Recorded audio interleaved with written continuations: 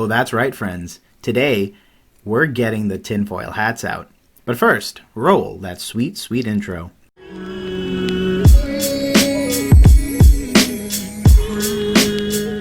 Hey, Gengar Gang, what is going on?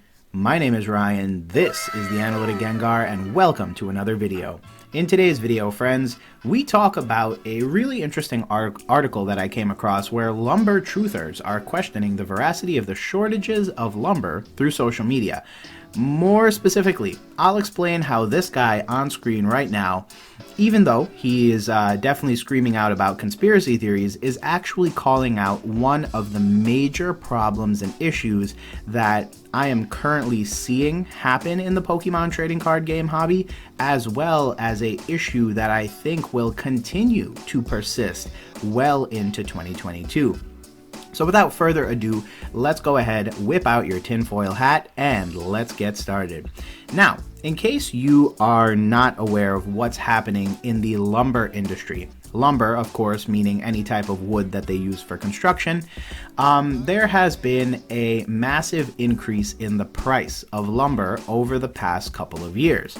Now, the article on screen right now is about several different social media posts that have taken place on instances like TikTok and Facebook and other places where people are basically saying there has to be something going on about the entirety of the prices. It just doesn't make sense.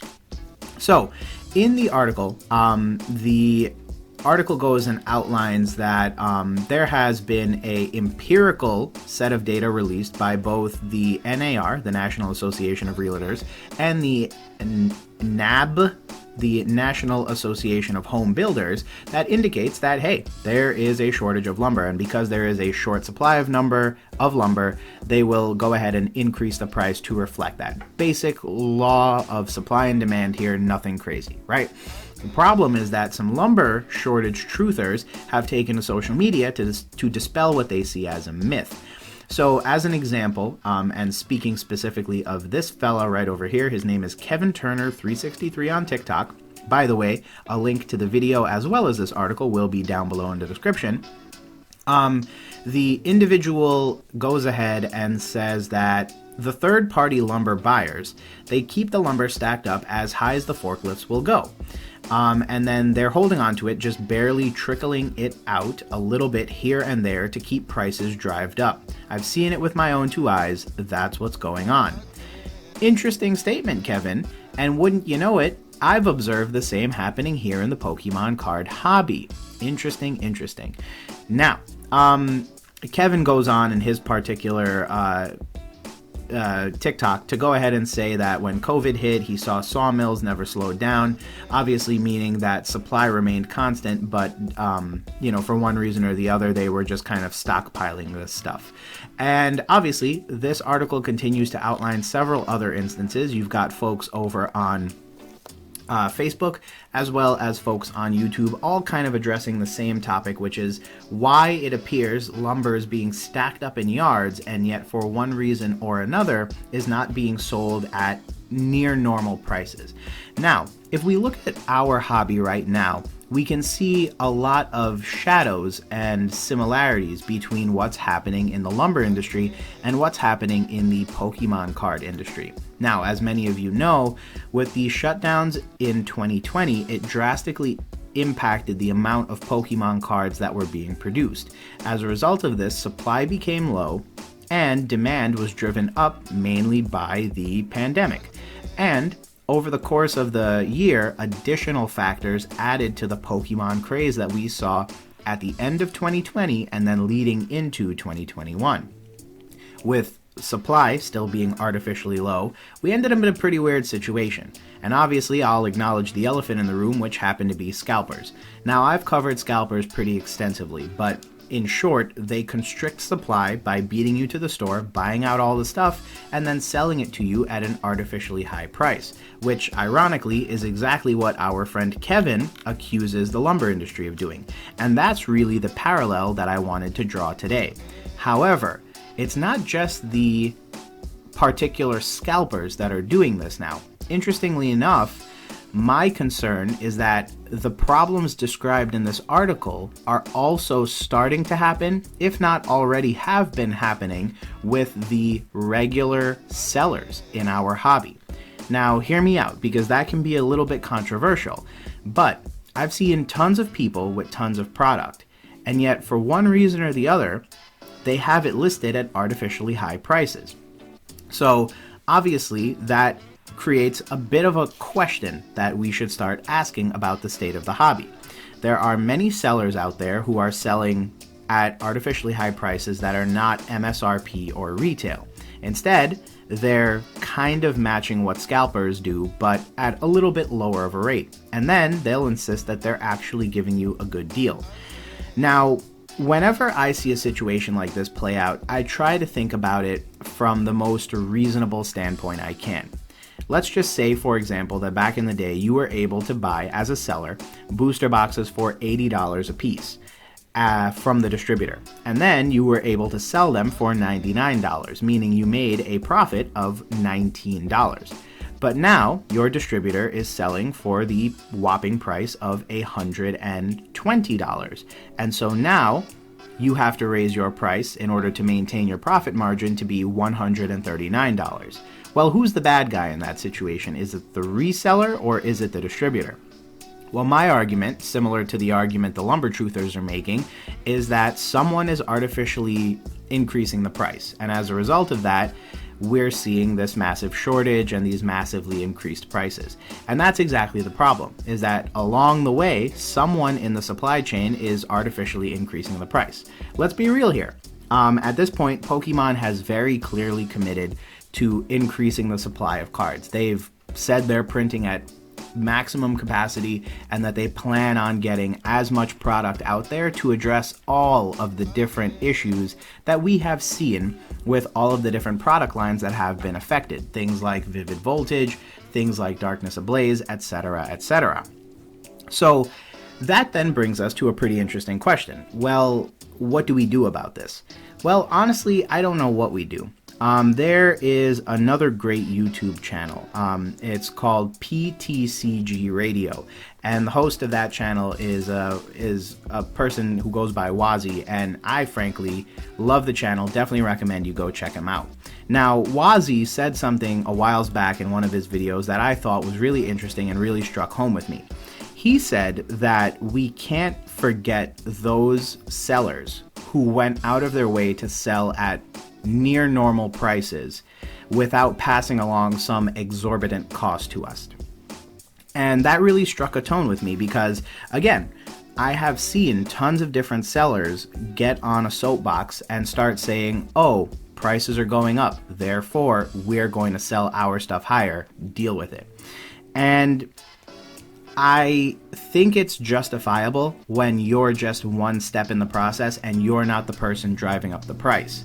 But if you're behaving like these third-party lumber buyers and you're just, holding stock back and holding out for a high price, meanwhile you're sitting on a whole bunch of product, but you're hoping people are silly enough to buy product for $149.99 because that's MSRP, I think you're not necessarily doing a justice or a service to the Pokemon hobby. So it's really interesting because I agree very much with Wazi. I've identified a few different individuals that I almost exclusively do business with now.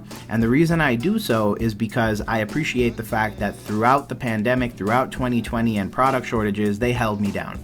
I'll admit I haven't had as much product as I would like. And I'll also admit that I haven't had as much product as I used to get from places like Target and, online. But in the grand scheme of things, I have done a pretty good job of getting my hands on at least some product every time or every release, and I owe that to a couple very distinct individuals who are willing to do business with me, but are also cool enough to not charge a stupid price for that stuff, and I appreciate them. And so I've decided those are the people that I'm going to patronize every single time from here on out, especially with things happening like Target no longer selling cards. I'll just place my pre-orders with them. I know they got me, and I know the prices are near normal and that I'm not getting hit with some stupid markup just because they feel like they can make an extra buck. And to those sellers that do feel like they can make an extra buck or can abuse their platform in order to justify things like, MSRP booster boxes that sell for $144 instead of the regular $100, I think we might have to consider how we go about holding these storefronts how we go about holding those individuals and those storefronts accountable for what it is they're doing and what it is they're saying. Because, much like the lumber yards, they're really just telling you that in hopes that you believe it and buy it. And chances are, if you don't buy it, you'll end up in a situation like what happened to the lumber yards. They're going to end up stockpiling massive amounts of product and attempting to trickle it out. But, like I said, Kevin Turner has a point. I don't know if it's true for the lumber industry, but I do know it's true for the Pokemon industry. My greatest fear regarding this particular pattern that I've begun to observe in the hobby is that over time, sellers across the dome are going to basically start holding out for higher prices. And they're going to do exactly what the truthers are accusing the lumber industry of doing, which is buying everything up and then just holding it and trickling it out slowly, making you think supply is low. When in reality, Pokemon has done everything they can in order to flood the market. But again, if they decide they're going to be the artificial floodgate, kind of holding all of the product back, we're not going to see the actual recovery of the hobby and the increased availability of Pokemon cards. Now, this past Tuesday, I went ahead and I also kind of, pointed out like, hey, Target's no longer selling cards and that might impact our recovery. And this is kind of a direct follow-up to that video because I also wanted to acknowledge the fact that sellers need to do the right thing right now. And I hope this is a call to action as well. And I hope that the sentiment is shared across the hobby because we really do need sellers to just step up and do the right thing. You don't need to price match with scalpers. You don't need to price them out by $5. Sell the product at the price you used to sell for and the intended MSRP. Because guess what? You're just taking advantage of your customer base if you're just trying to make extra money because you can take advantage of the situation. And if you're in a situation where you're artificially constricting supply, by definition, you're quite literally no better than a scalper. So that's kind of why this article and particularly this TikTok really struck a tone with me. When I saw it, I said, it's kind of funny because I've basically started seeing this happening across our hobby. Again, not true how much or how little of it is holding water in the lumber industry, but I gotta say, I've seen a lot of storefronts listing stuff up at stupidly high prices, and it makes me wonder how much of this stuff is holding up. Here's my last point. Imagine every seller listed on eBay or Amazon at artificially high prices. None of us would buy it because, obviously, the price is too high. The problem is we would turn around and say, wait, there's no product on store shelves, or hey, where's all the product, Pokemon? At a certain point, Pokemon's going to say, we've been printing this stuff and we've been shipping it to, X, Y, and Z distributors. And then we're going to look at the distributors and say, are you guys doing anything about this? And they're going to say, no, we passed it along at distributor pricing to your favorite storefronts. And then we're going to go to the storefronts and say, oh, you have all the product. You've been stockpiling it. And hey, aren't you the one that has it listed for $150 on eBay right now? Don't you think you should just sell it at, $100 like you used to and then make $20, like how you used to back in the day? And they're going to say, I don't know. Times have changed and gone are the days of distributor pricing. Again, at a certain point, that may very well be what ends up happening in this hobby, and I definitely hope it doesn't. So I hope this sentiment, if not this video, picks up and hopefully just communicates that and starts spreading the word. And I hope that I'm not the only one saying this, because although I freely admit to putting on the tinfoil hat and being a conspiracy theorist, I hope I'm really wrong about this. I hope sellers do the right thing, and as they get an indication that prices are going down and that people aren't trying to make a quick buck, they don't think, oh, now's my opportunity to make a quick buck. Instead, they adjust their pricing, it goes back down to normal, and we all go about living our lives with plentiful product on store shelves and available at a widespread basis. The one good thing, to end this video on less of a UFO conspiracy theory style, is that I've actually seen Battle Styles booster boxes selling for $99. They sell out really quickly, and a lot of people have otherwise gone out of their way to sell for otherwise artificially high prices. But the good news is that there are some people out there that are starting this trend, and it's shocking people because so many people were convinced that it was going to be higher than that forever and always. And I even saw someone on Twitter say, this is the normal price. This isn't a crazy good deal. This is what it should be. And so that's good news. I think that's a glimmer of hope.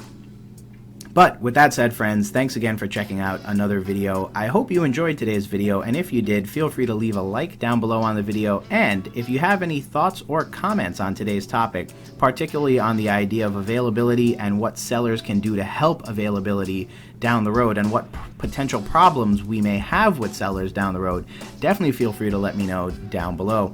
As always, if you're a new joiner to my videos and you like what you see, feel free to subscribe and join the Gengar Gang. And as always, I appreciate your viewership. You could have been anywhere on the internet, but you chose to hang out with me, and that means the world. So, thanks as always. I hope you guys are having an amazing day, and we will talk soon. Peace.